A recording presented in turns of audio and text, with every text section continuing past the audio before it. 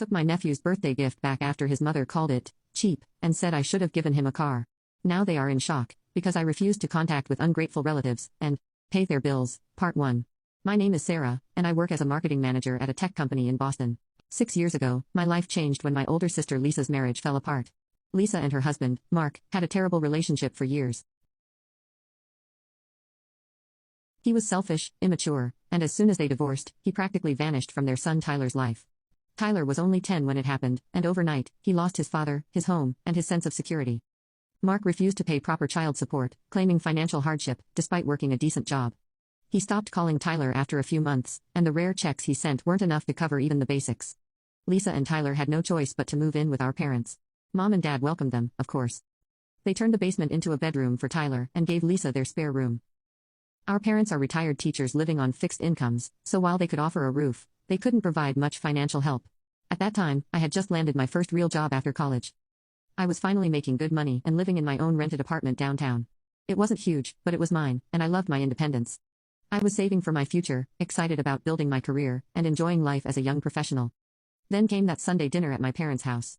I'll never forget it. We were all sitting around the table, Mom, Dad, Lisa, Tyler and me. Tyler was telling us about his science project, and I remember feeling happy that he seemed to be adjusting. After dessert, while Tyler was in the living room playing video games, my dad cleared his throat. Sarah, we need to talk about something important, he said.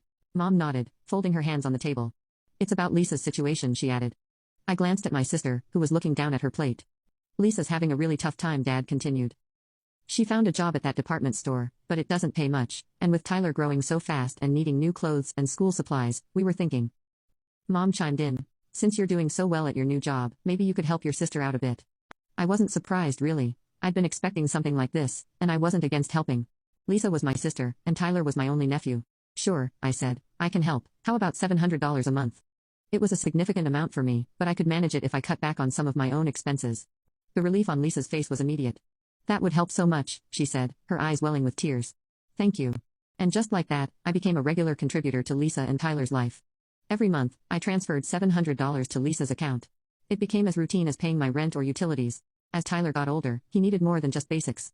He wanted to learn programming, and was interested in foreign languages. I thought these were great interests that could help his future, so I paid for those courses too.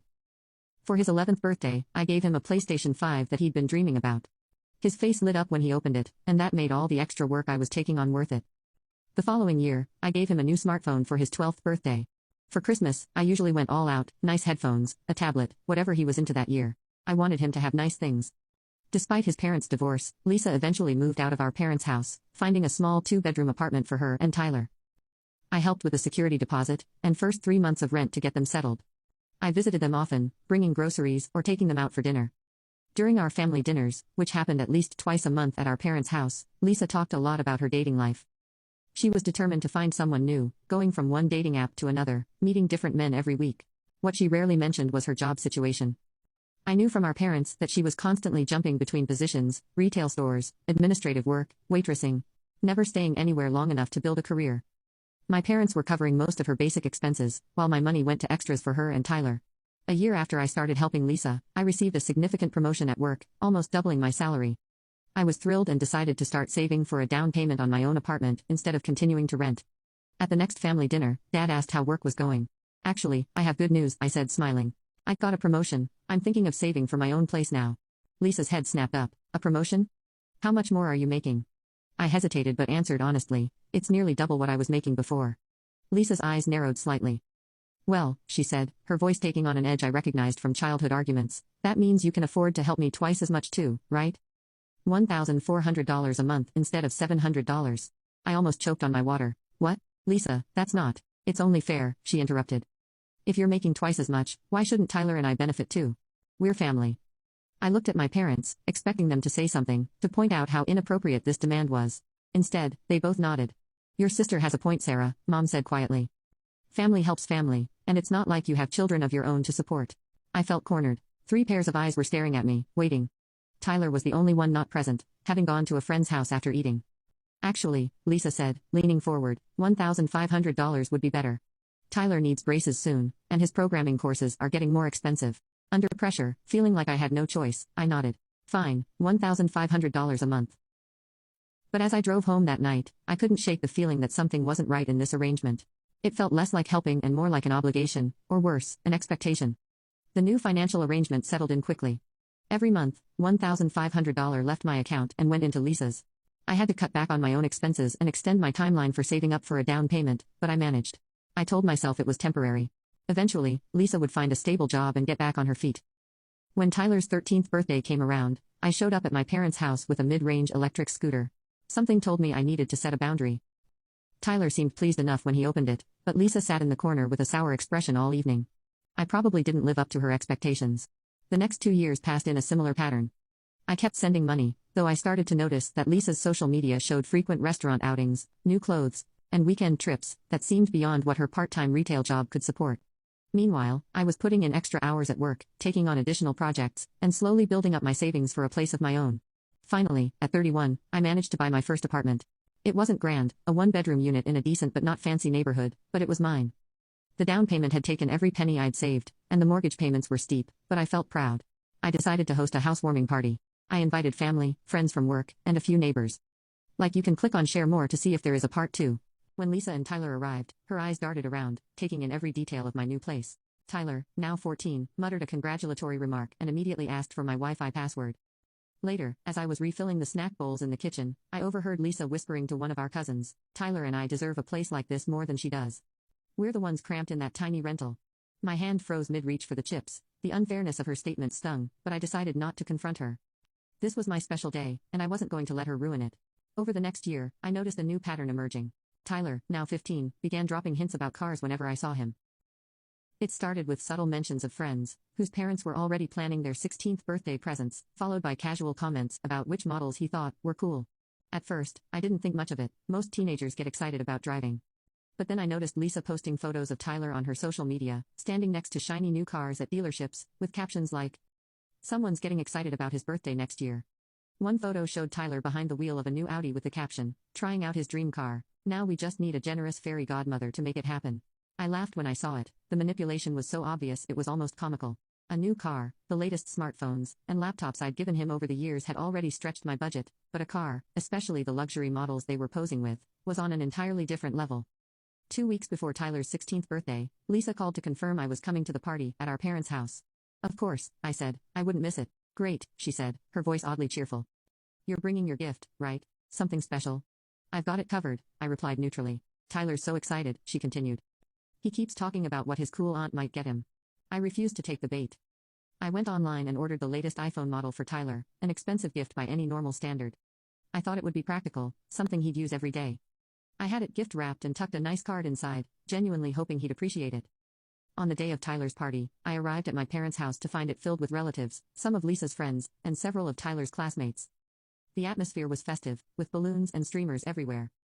When it was time for presents, everyone gathered in the living room. Tyler opened gifts from his friends first: video games, headphones, gift cards. My parents gave him an expensive watch. Then Lisa handed him an envelope from me. "Sweetie," she said. Tyler opened it and pulled out a card. Inside was a voucher for driving lessons. "Thanks, Mom," he said, giving her a hug. Then he looked around expectantly. "Is that everything? Sarah still has her gift." All eyes turned to me as I handed Tyler the neatly wrapped box. He took it, and I noticed a flicker of disappointment cross his face even before he opened it. He tore off the paper, opened the box, and stared at the new iPhone. Then, without warning, he tossed the box onto the coffee table with a clatter. "Seriously, this is it?" The room went silent. I felt my cheeks burn with embarrassment. "Tyler," I began. "I thought, you could have given me something way better with your salary," he interrupted, his voice loud and angry. "Everyone knows you make tons of money." I stared at him, stunned by the entitlement in his voice, the echo of his mother's attitudes.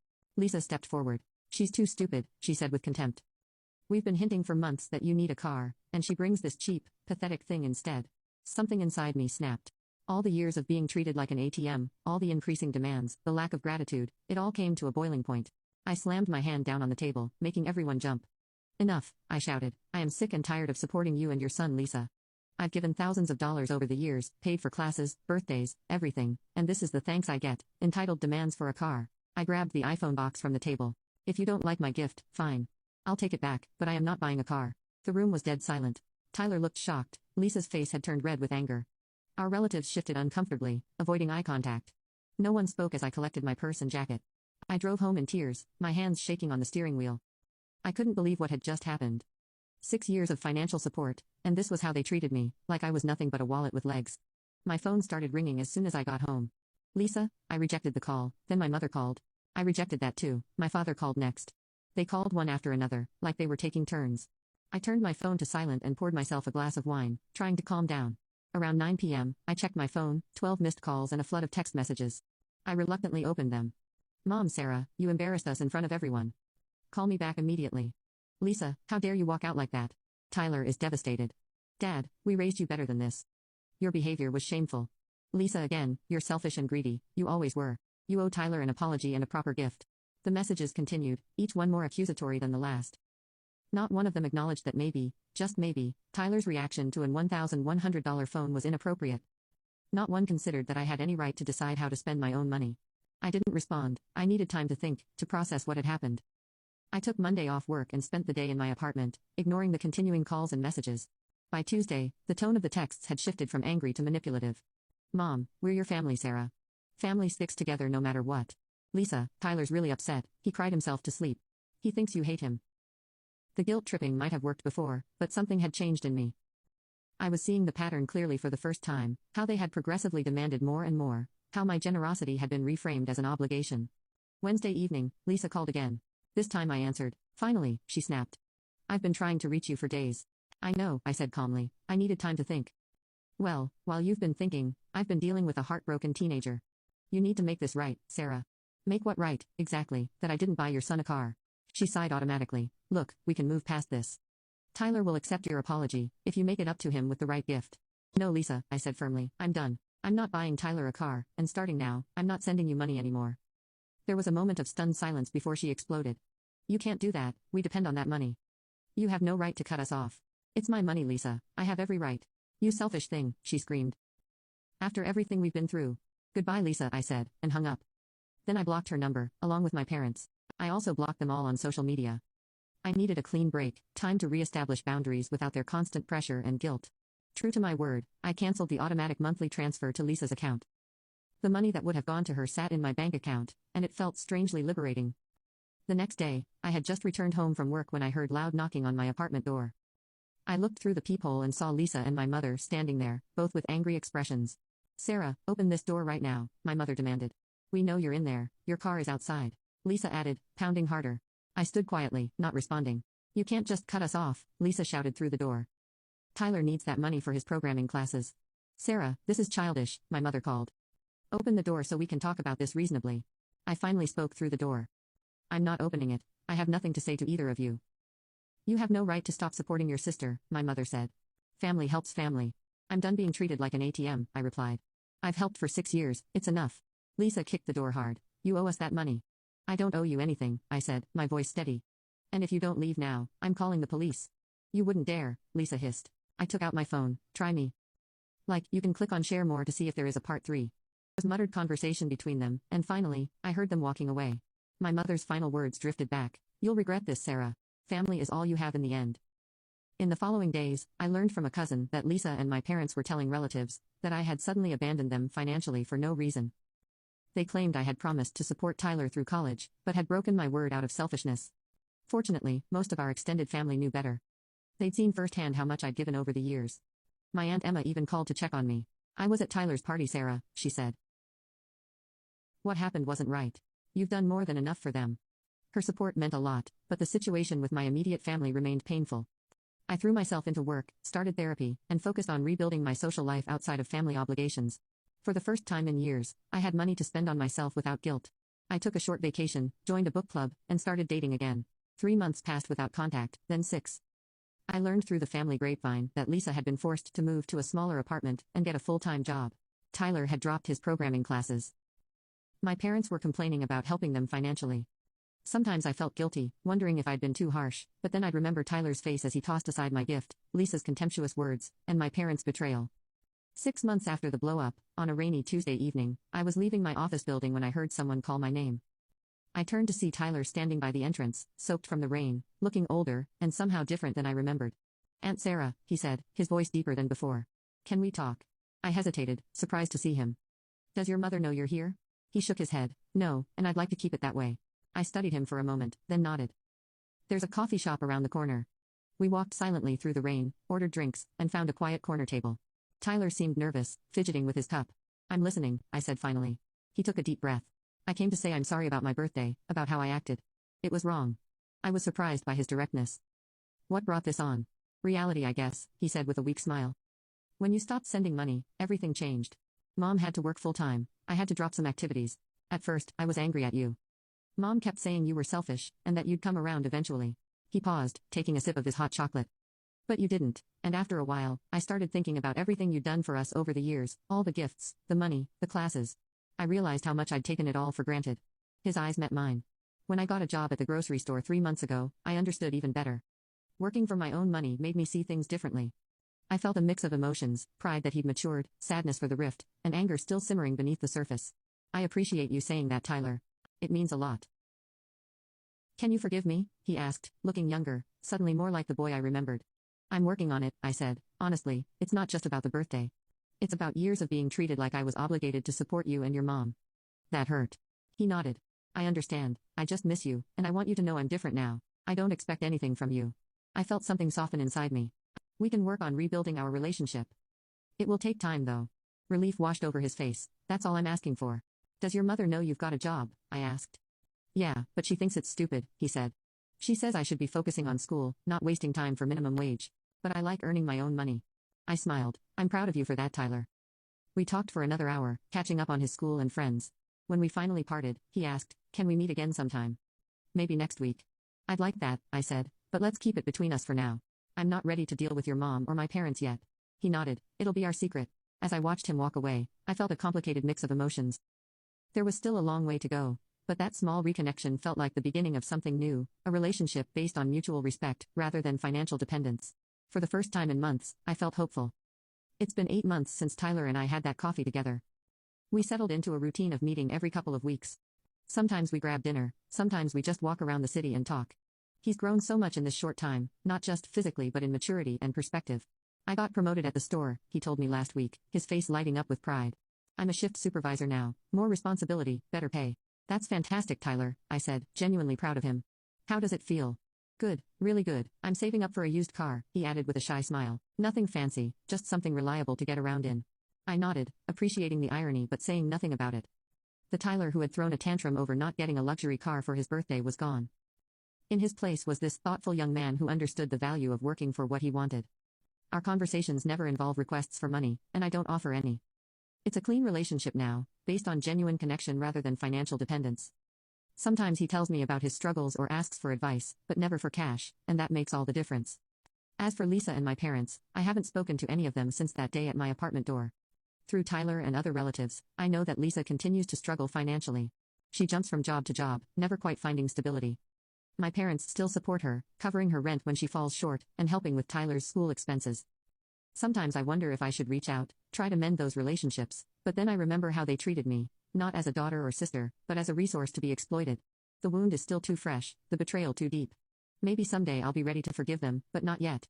For now, I'm focused on healing myself and nurturing the one family relationship that's proven worth saving. Tyler keeps our relationship secret from his mother and my parents. "Mom still gets angry whenever your name comes up," he told me once. "And Grandma and Grandpa take her side.